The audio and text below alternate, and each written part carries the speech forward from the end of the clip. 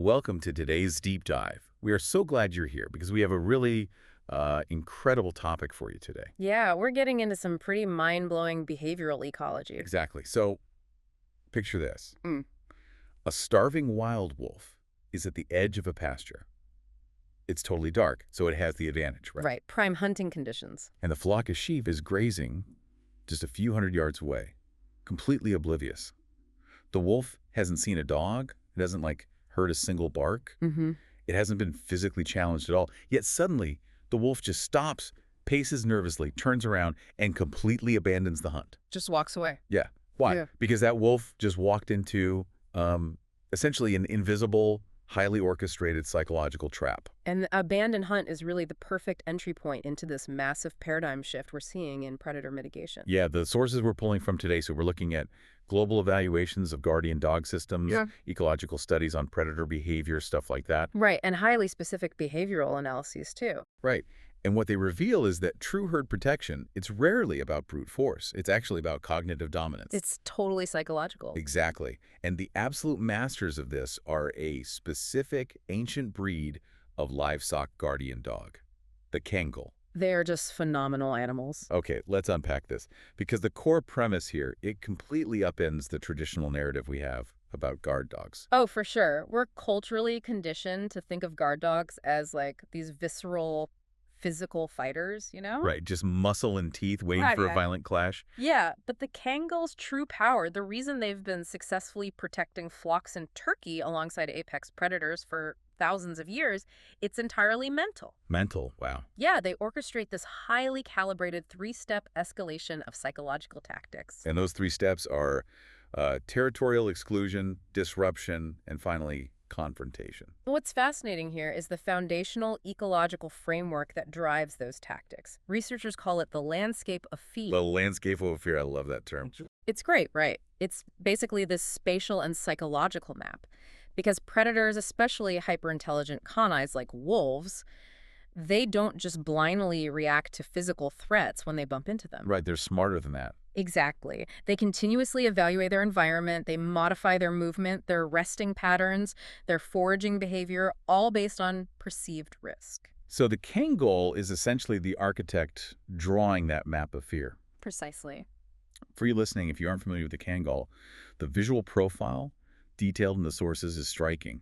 They have this incredibly dense double coat, right? Yeah, engineered for super harsh extreme weather. And they have a curled tail, these velvety ears, and a really distinctive black mask on their face. They're gorgeous dogs. They really are.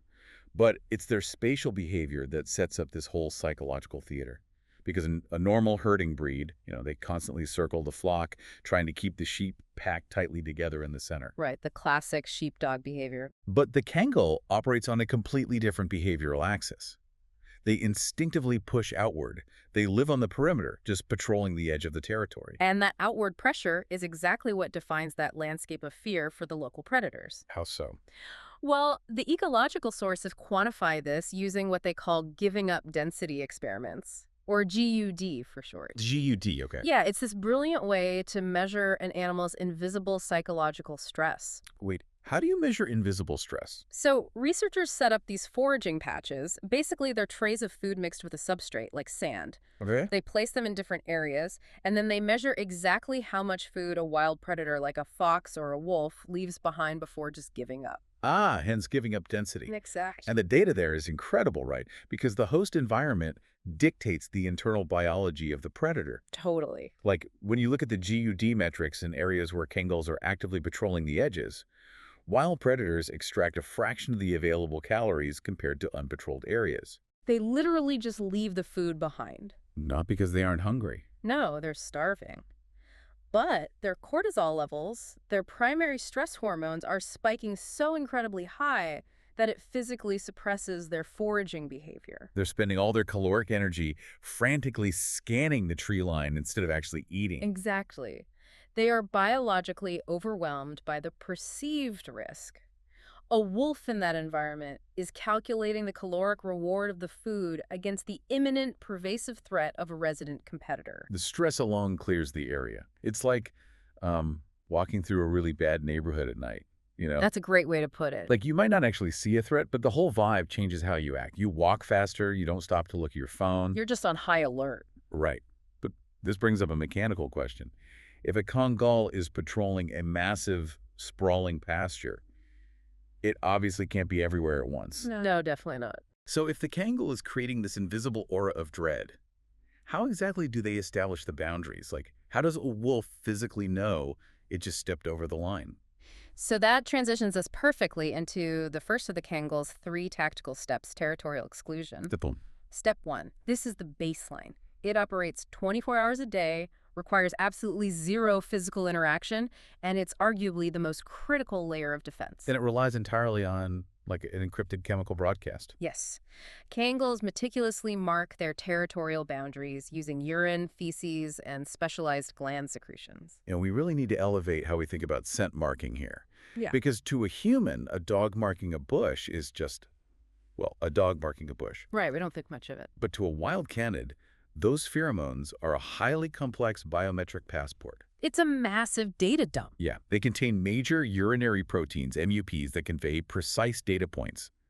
A wolf sniffing that marker isn't just getting a generic keep-out sign. Not at all. It's reading the depositor's exact species, its age, its physiological health, its sheer physical mass. And its readiness to defend the space. That chemical fidelity is why it works so incredibly well.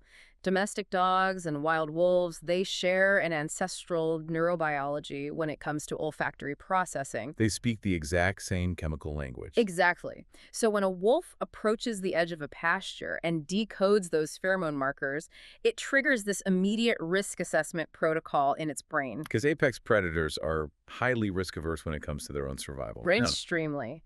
Even a minor injury from a territorial dispute can completely cripple a wolf's ability to hunt. Which is basically a slow death sentence. Yep. So the wolf does the math. It reads the biochemical signature of a massive, healthy, aggressive competitor and decides a sheep simply isn't worth a lethal altercation. The wolf diverts its path, seeks out unoccupied territory, the flock is saved, and the dog never even had to wake up from its nap. Precisely. The exclusion zone functions as this continuous, passive firewall. But, as the ecological sources point out, no passive system is flawless. Right. Here's where it gets really interesting. Because chemistry is vulnerable to the environment. Oh, absolutely. Heavy rain can wash away those major urinary proteins. High winds can scatter the scent profile. Or, perhaps more dangerously, you have a variable within the predator itself, sheer, overwhelming desperation. Hunger changes everything. Right. A wolf in the late stages of starvation might process that biometric passport, acknowledge the massive risk, and decide to push across the invisible boundary anyway. It's a desperation move. So what happens when a wolf decides to ignore the keep-out sign and crosses that invisible fence? When the chemical barrier fails, how does the Kangal physically recognize the breach? Well, the Kangal's sensory perception triggers step 2, which is disruption. Disruption. Yeah. The moment the boundary is breached and the predator closes the distance, the Kangal abandons the passive chemical deterrent and instantly escalates to active acoustic and visual warfare. It moves to physically interpose itself directly between the flock and the incoming threat. Exactly, and it initiates a highly specific type of vocalization. And the acoustics of that vocalization are crucial. I mean, this isn't the frantic, high-pitched yapping of a standard domestic dog. Oh, no. Definitely not. The Kangal possesses this remarkably deep, low-frequency bark. And from an acoustic physics standpoint, low frequencies travel much further through dense topography. They cut right through wind and foliage. But biologically, that low frequency exploits the auditory processing of the wolf. Because deep resonance correlates directly with a massive chest cavity. Exactly. The Kangal is literally throwing its voice to project immense physical size directly into the wolf's auditory cortex. It's an overwhelming sensory bombardment. Wow. And the Kangal combines that acoustic assault with aggressive visual posturing. It raises its hackles to appear even larger, stiffens its gait. We have to analyze why this specific combination of sensory disruption is so devastating to a predator's hunting sequence. Because apex predators rely almost entirely on the neurobiology of the ambush. That stealth is everything for them. It's their primary mechanism for bypassing the prey's flight response and avoiding injury. They need to close the gap without triggering an alarm.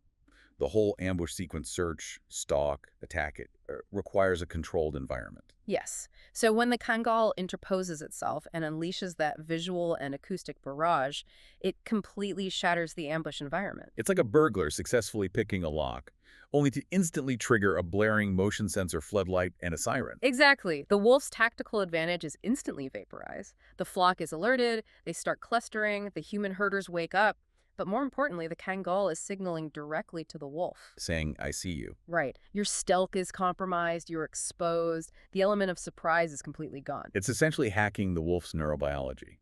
A predator's brain is hardwired to execute a hunt only when the variables lean heavily in its favor. Mm-hmm. So by stripping away the stealth and injecting this massive, highly aggressive variable directly into the wolf's path, the Kangal forces the wolf's brain into a critical failure loop. The math suddenly looks terrible for the wolf. Yeah. And the sources highlight that in the vast majority of these encounters, this sudden, overwhelming loss of the tactical advantage, it's enough to completely abort the hunt. The wolf retreats. It resets the landscape of fear. The disruption reaffirms that the territory isn't just claimed chemically, but actively defended. Right. But the integrity of that entire psychological system, the scent marking, the acoustic disruption, the posturing, it relies on a very harsh reality. Which is, Bluffing only works if you can actually back it up. which forces us into the final escalation. Step 3. Oh, yeah. Let's look at the absolute worst case scenario. The scent barrier failed. The acoustic disruption failed. So maybe the wolf is just too starved to care, or it's part of a large pack testing the defenses. Right. But what if the alarm goes off and the wolf decides to just charge anyway? That triggers step 3, which is confrontation. This is the absolute last resort for the Kangal. Because the academic literature, they frequently classify livestock guardian dogs as non-lethal mitigation tools, right? Since their main goal is repulsion and creating a buffer space. Right, rather than eradication. But that clinical classification often masks the sheer physical capability of the breed. It's a necessary contradiction. To be an effective non-lethal deterrent, you must be a highly capable lethal threat. Exactly. The behavioral analyses of the Kangal during an actual physical confrontation are intense. I mean, we are looking at an animal that was selectively bred for millennia to absorb and deliver massive physical trauma. They possess an immense bite force, a skeletal structure designed to withstand impact, and the stamina to engage in protracted, high-speed altercations with wild canaids. Yeah, when a predator bypasses the psychological warnings, the Kangal physically engages. And the sources detail instances of brutal, high-stakes combat that can and sometimes do result in the death of the predator. But the critical ecological takeaway from the data is the rarity of this occurrence. Extremely rare. Physical combat is biologically expensive for both sides. The Kangal uses confrontation not as a primary strategy, but as the ultimate validator of its psychological tactics. Because if the Kangal never actually fought, the local wolf populations would eventually learn that the scent markers and the barking were just empty threats. Right, they figured out. So the occasional violent confrontation acts as a violent reinforcement of the chemical and acoustic boundaries. It ensures that the next time a wolf smells that specific pheromone profile, the biological memory of the risk is absolute. If we connect this to the bigger picture, it creates a perfectly calibrated feedback loop. Exclusion deters the cautious, disruption aborts the ambitious, and confrontation eliminates the persistent. Wow. And by eliminating the persistent, the Kangal ensures that the surviving predator population retains a healthy, biologically ingrained respect for the boundaries. It is a highly evolved system of behavioral conditioning. It really is a brilliant biological mechanism. Yeah. But I want to ask about the toll this takes. It sounds like Kangals are taking on a massive physical burden. I mean, operating as the architect of this landscape means they're essentially living in a state of perpetual vigilance. They absolutely are. Because we see this with human-made deterrents, like if you put a flashing strobe light or a siren in a pasture, the predators eventually habituate. They realize it's a machine, it can't hurt them, and they just ignore it. Right. Do the Kangals ever just get used to the wolves? Or does the tension remain? Do they ever habituate? The behavioral studies show they do not habituate, and that points to the genius of using an autonomous biological tool over technological one. Kangals are entirely dynamic. Dynamic how? Well, they constantly analyze wind patterns to detect shifts in scent. They vary their patrol routes randomly so predators can't pattern their movements. Well, that's smart. They react to atmospheric changes. Their genetics drive them to exist in a permanent state of active assessment. They don't just stand there like a siren. They actively hunt for anomalies in their environment. Which is exactly why they succeed. where modern technology fails. So bringing this all together for you, the listener, we're looking at a 10,000-year-old biological system that effectively outsmarts apex predators using chemical signaling and acoustic physics. It's pretty wild. It's a profound reminder that when dealing with complex ecological conflicts, the most effective solutions aren't always found in technological innovation or lethal eradication. Sometimes the ultimate solution is understanding the cognitive processing of your opponent and engineering a behavioral environment that forces them to defeat themselves. And that manipulation of the opponent's cognitive processing actually leads us to a fascinating scientific paradox, one that the animal welfare researchers in our sources are really just beginning to grapple with. Okay, what's the paradox? Well, we've established that the Kangal relies on inflicting a massive, pervasive landscape of fear.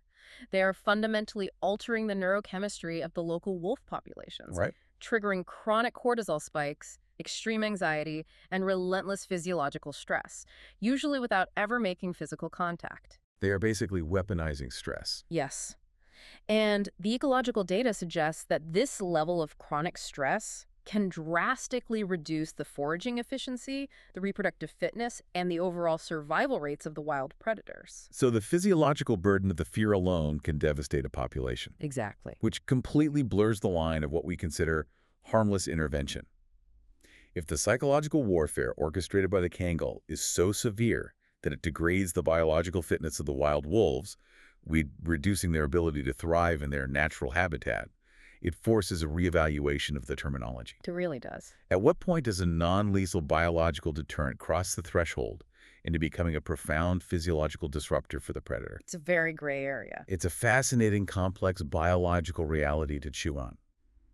So for you listening, the next time you find yourself reacting to an unseen threat, a shadow that makes you walk a little faster, or a sudden noise that spikes your adrenaline, just remember, you are processing the exact same neurochemical cascade of fear that a wild wolf experiences when it catches the scent of a Kangal on the wind.